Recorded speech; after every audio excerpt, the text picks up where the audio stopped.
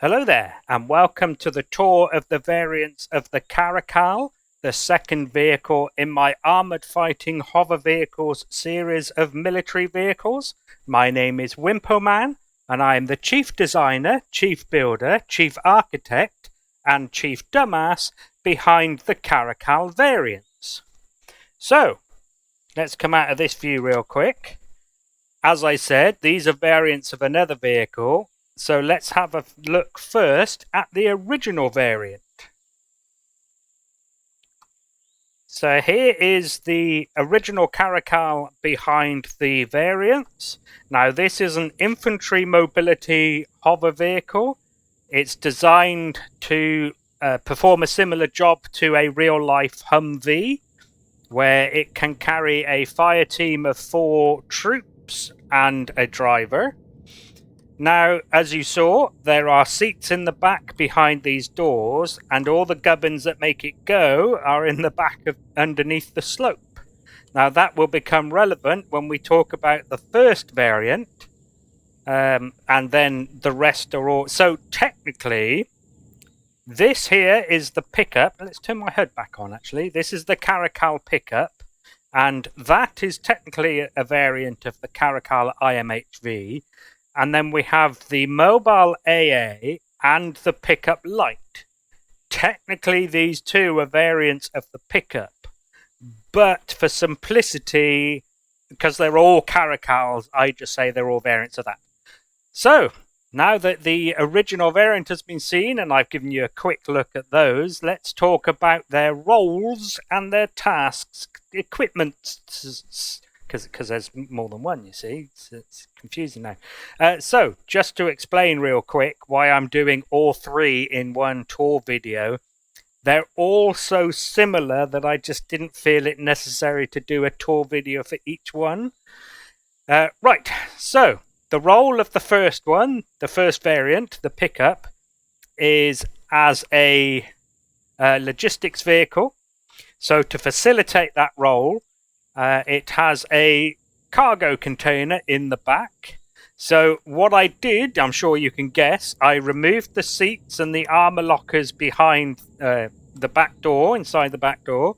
I moved the stuff that was under the slope forward into that new space, which left space for the cargo container.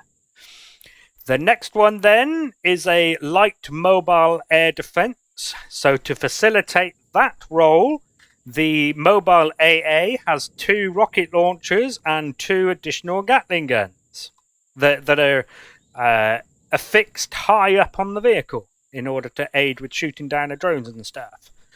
And lastly, we have the pickup Lite. Now, this is a stripped down version of the pickup, and you can probably see that. Now, to facilitate its role as a light utility vehicle, I've removed most of the bodywork and the doors. I've even removed the ramps to save weight. And it has a small cargo container in the pickup bed as opposed to a larger one. There we go. Right, that's the end of that segment. The next segment then is its propulsion, handling, and lift capacity. I'm saying it's like it's a normal tour. There. Right, so starting with the pickup. What? Okay. I was wondering why their names were so high up above vehicles, but they're all like that. Just in case you are wondering, since I've just pointed it out, this, by the way, is why. So every time I start a new vehicle, I spawn in this arrow that lets me know which way is forward while I'm building. And then I build off the bottom of this.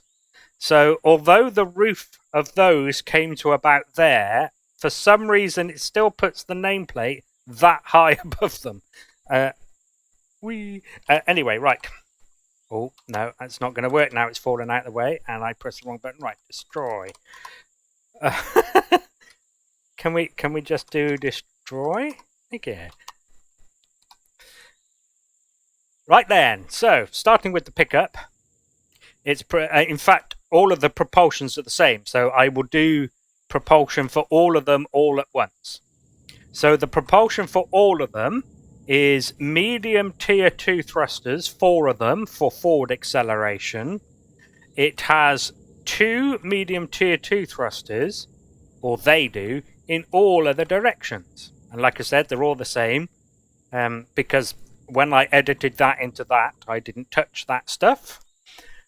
Hover engines wise, there is a slight difference between them. So the original has 4 on by default plus a max lift. So the pickup has 4 on by default and 2 small hover engines set to max lift. The mobile AA has 5 on by default and 2 set to max lift. And finally, the pickup Lite has 4 on by default and 1 set to max lift, like the original. For its lift capacity, or their lift capacities, let's start with this one. Grr. I'm so in the habit of saying it during these tours now. Right, anyway, shut up. So, the pickup. With max lift off, the 4 default hover engines, which come on, by the way, with the propulsion, etc. switch, as do all of them on all of these vehicles. So with max lift off and just the default hover engines on, it will operate in 3.8 Gs. Now, with max lift on, it will lift 30.5 tons in 4G, and the vehicle weight is 20.9 tons. The next vehicle, the mobile AA, so with max lift off, it can operate in 4.3 G. Now, just bear in mind that's dry weight, so once you've stuffed it full of ammo, that might change. But as it comes, it will work in 4G even without the max lift on. But with max lift on, it can then lift 35.6 tons in 4G, and the vehicle itself is 23.4. So it'll lift another 12-ish. Yeah, 12.2. And finally, the pickup Lite. So the Lite pickup, with its 4 default hover engines on, will operate in 5.8 G. So really, I'm not sure the middle one is necessary, but it's there just in case. So with max lift on, that middle one, it will lift 25.4 tons in 4G. And the vehicle itself is only 13.9 tons. I can't be bothered to do the maths there, you can do it. So even with that full, it'll probably operate quite easily. Right, that's the end of that. No, it's not. No, it's not. So, for its mobility, or their mobility, for God's sake, stop saying it's. Right, so for the pickup's mobility, there we go, that's how I get around it. The maneuverability of the pickup, 35 meters per second squared acceleration in forwards, and 18 meters per second squared in all the other directions. Oh, and the agility, 42 degrees per second yaw, that's the most important one. 7 degrees per second pitch, 14 degrees per second roll, if you care about such things. Moving on to the mobile AA, its maneuverability, 32 meters per second squared in the forwards, 16 meters per second squared acceleration in the other 3 directions. Agility, it'll do 40 degrees per second of yaw, 9 degrees per second of pitch, and 17 of roll. And lastly, the pickup Lite. This is rather agile and maneuverable. Maneuverability, 53 meters per second squared acceleration in the forwards, 27 in the other 3 directions. Yaw of 51, pitch of 6, and a roll of 14. I don't know, by the way, why this is an incredibly light vehicle and its roll and pitch is 14 and 6. The roll and pitch of this, which is heavier and bigger, is 17 and 9. So 17 and 9 compared to 14 and 6. Then this one is 14 and 7. And then this one, I don't know, is 13 and 6. So I don't know whether it's because of the weight at top. It's top heavy because of the extra weaponry that are higher than the roof of the others, and whether that helps with its role. I guess so. Joe, please forgive me. I'm not going to bother doing a test drive in all of them, just because it's sad, really. I don't want to ruin my nice parking job. So imagine I've driven them around and then I say, this is how they handle. So there we go. Right. That's the end of that segment. The next segment then is its power, fuel, and air. Their power, fuel, and air. My God. So, the power, fuel, and air of the pickup, in fact, they're all very, very similar. So, the power for all of them is provided by a single small generator, and that's all they need. I mean, even in fact, I drove that one around and it was fine. So these are probably going to be fine. I mean, maybe the extra hover engines and the extra weaponry on that one. Anyway, so small generator in each one. Fuel, very, very similar. 8 small fuel tanks in that one, 7 in that one, and 8 again in that one. 8 small fuel tanks, 7 small fuel tanks, 8 small fuel tanks. O2. 2 O2 tanks in the pickup, feeding and ventilator, but it has no O2 station. And let's prove that it is airtight. There's the blue shapes. In this one, there's the same again. 2 O2 tanks feeding and ventilator. And it's airtight. And this one is very much not. So there's no air in that one at all. Right, that's the end of that segment. The next segment then are their weapons, defenses, and construction. Hooray, I'm learning, aren't you proud? So, weapons. On each of them, they have the same... Why is that one off? Is it off? Shouldn't be off. It's not off. It just looks off for some reason. No, it's the angle. I couldn't see the lights. Yeah, okay, cool. So, they all have the same Gatling turret that's on the original IMHV, and I haven't changed the targeting parameters of them, so they will all target... they're all considered point defense weapons, and they will target the weapons of SVs, as well as drones and ground troops on each of them. Now, this one obviously has slightly more. It has 2 Gatling guns, so you can manually fire at drones and infantry and stuff. And it has 2 rocket turrets that are set to anti-air, so it'll shoot the generators of SV. Now, just for this one, I have left it to shoot at drones, because I think it's fun to watch the rockets shoot at the drones.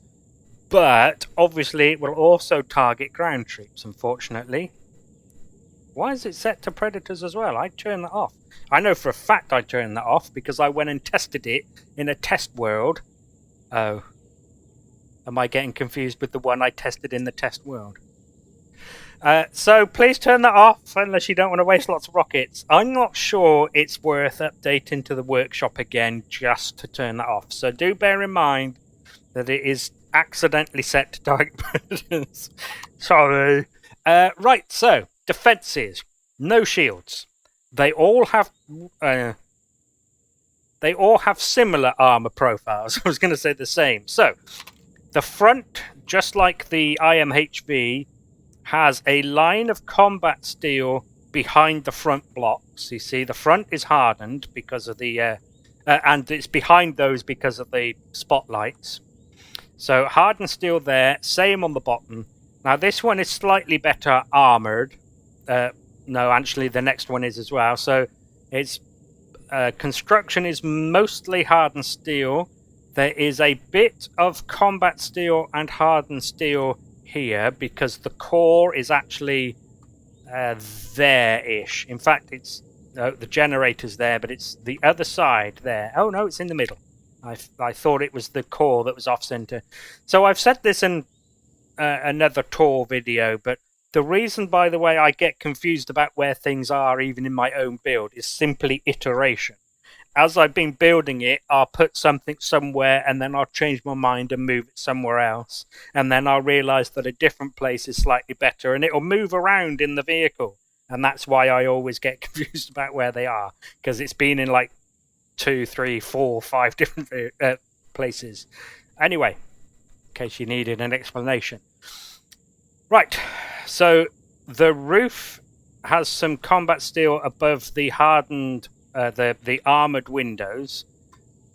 But then behind that is all hardened steel in the roof, except for these little blocks around the turret.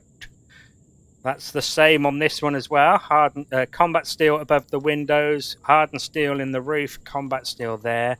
Some of this is hardened steel to protect, or well, to take less damage when the weapons are getting shot at. Things like this are steel, and that bit there. Oh, that's hardened steel. I could have lightened that, but never mind. And then this one has very little armor, actually. So it has the same combat steel blocks behind the very front blocks, both top and bottom. But most of the rest has been downgraded in order to save weight. So there's still a bit of combat steel here. Again, generator and core. But most of it is steel because it's not protecting much or anything. So there we go. Right. The next segment then is their resource gathering, production and storage. Now luckily this is going to be a fairly quick segment, as it usually is with my AFHVs.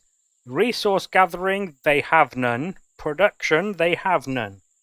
Storages. On the pickup, it has a 375 SU ammo container.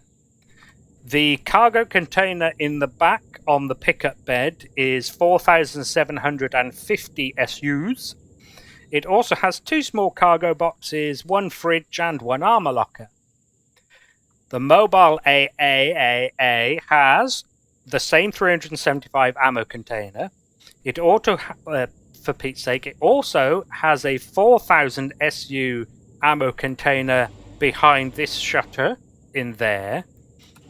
Oh, I should say as well, by the way, that the idea of this is that vehicle is simply this, with this cargo container taken out of the flatbed, and then that is basically a thing that slots into it and fixes onto the flatbed, the pickup bed.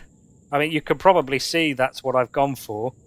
And there's also 2 single ammo controllers behind the Gatling guns there. They're just 125 each. SUs, obviously. And then, of course, it has the same 2 small boxes, the same mini fridge, and the same armor locker. And finally, the pickup Lite that has the same 375 ammo container for the Gatling turret. The cargo container in the back is only 1,875 SUs. And, of course, it has the 2 small cargo boxes, the 1 mini fridge, and the 1 armor locker. The same as the others. That's the end of that. The next segment then is his interior layout and any remaining devices. So, to get in, you need to operate these ramps yourself. The same for this AA version. Now, the Lite doesn't have ramps. I pointed out earlier that I took them off to save weight, because they are quite heavy, especially compared to steel blocks. Yep. So you have to jump up on this one. I will say, actually, that this one is quite hard to get into. You sort of... yeah, see what I mean? I mean, they are hovering, but when you land it, it's also a bit harder. Okay, there's... Oh, I was already out. Okay, so you sort of have to jump from a way back to actually get up onto that step. That step is fairly easy to get into, but it's very difficult to then jump from there to there.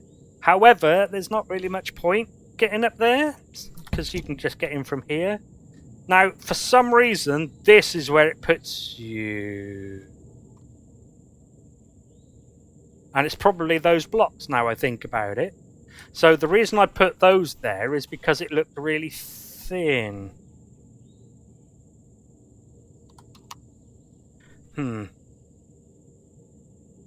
I might have to do a re-upload of this one. So it was quite late in the build where I put this framework around the... I mean, I'm still not happy with it. We just don't have the shapes. Because I obviously wanted that to slope up there, but it's not to be, is it? Because we don't have that shape. Which is a shame, because even this would have benefited from that.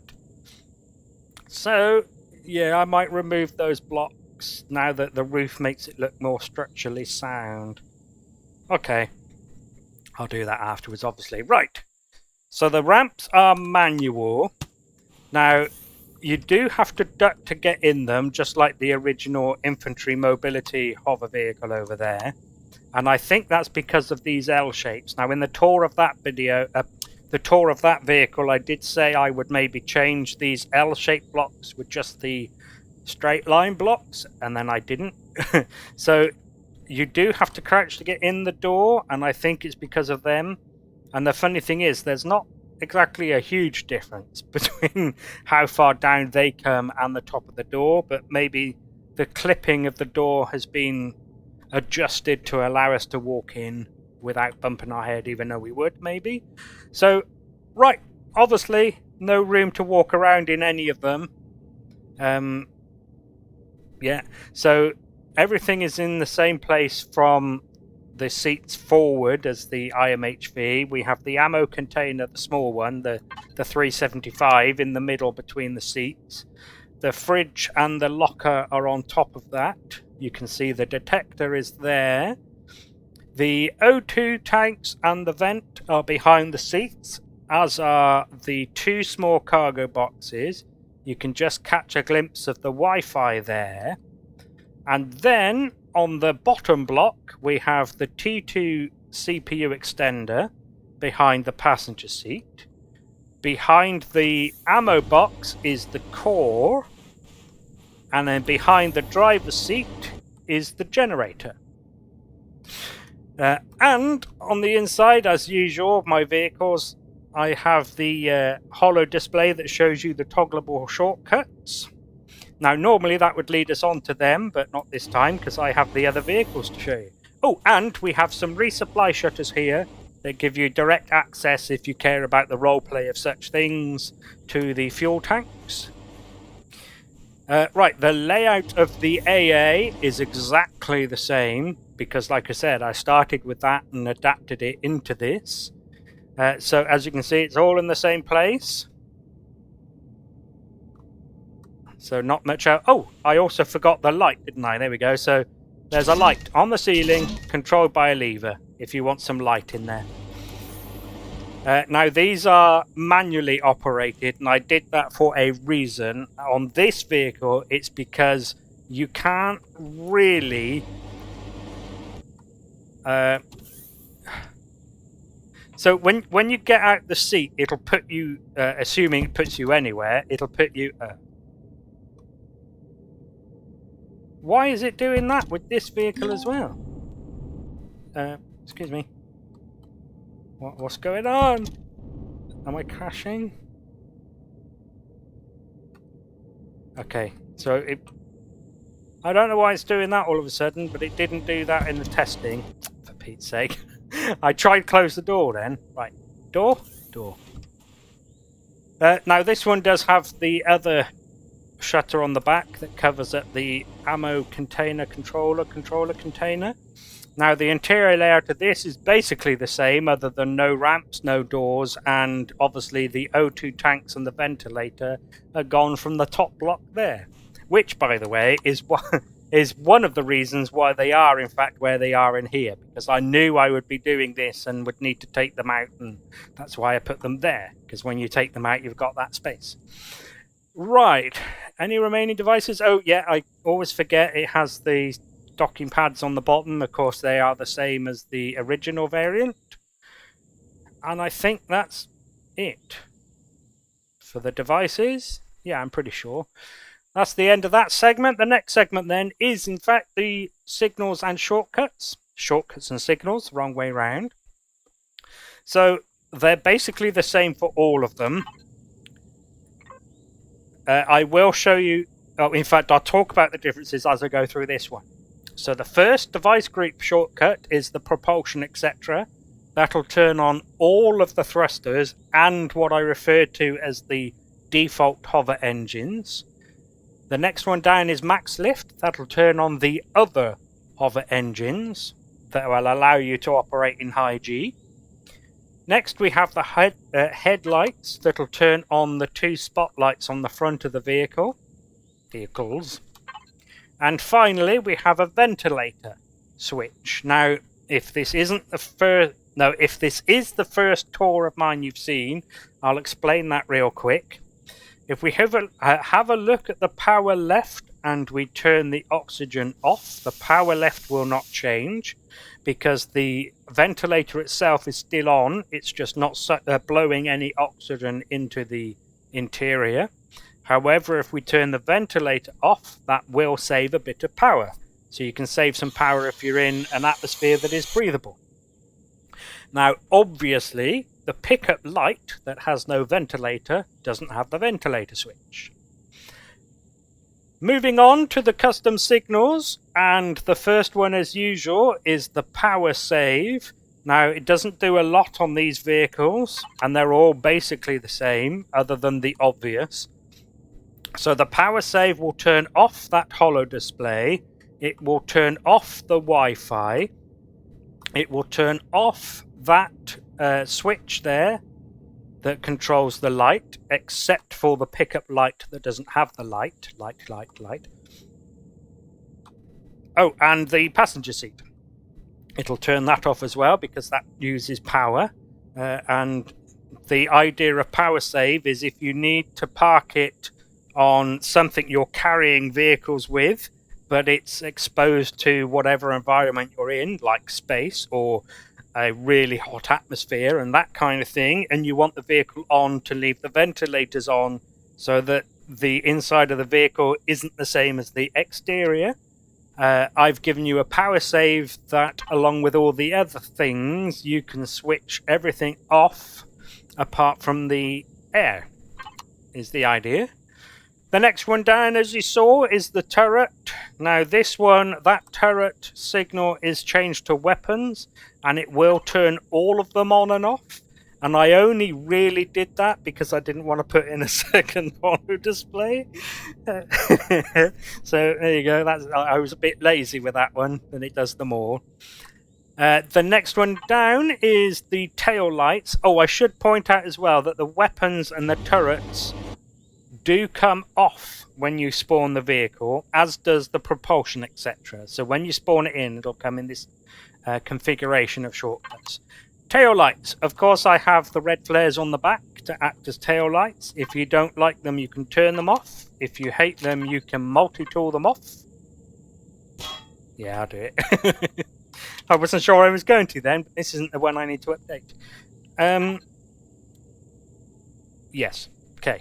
And finally is the closed doors shortcut.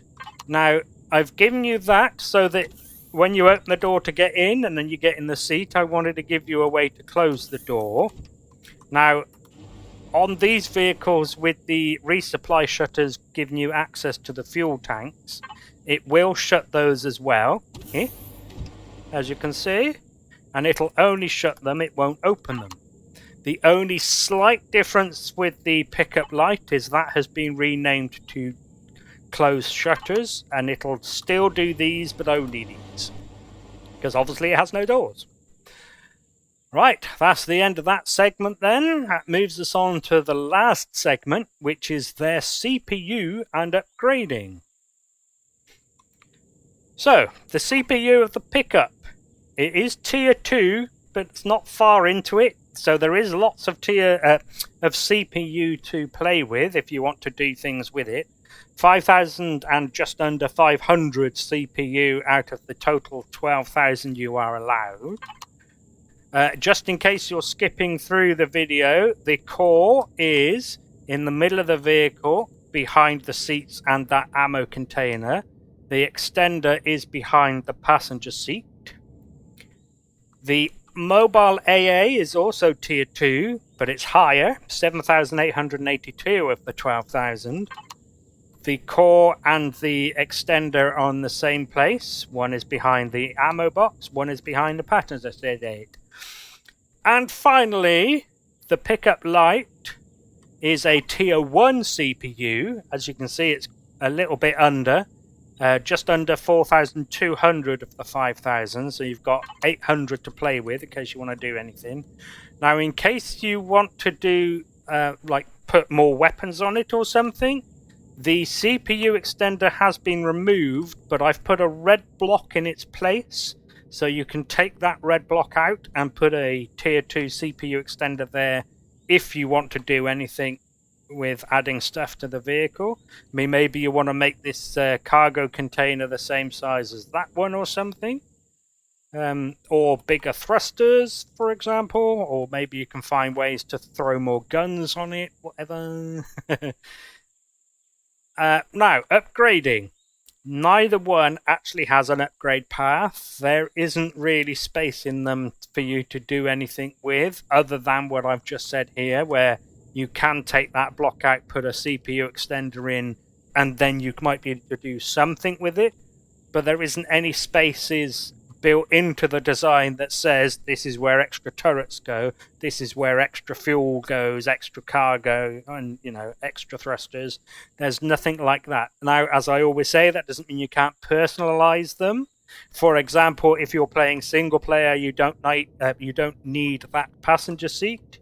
You can rip it out and put something else here, a clone chamber, for example. I don't consider that to be upgrade, I consider that to be personalization, you see.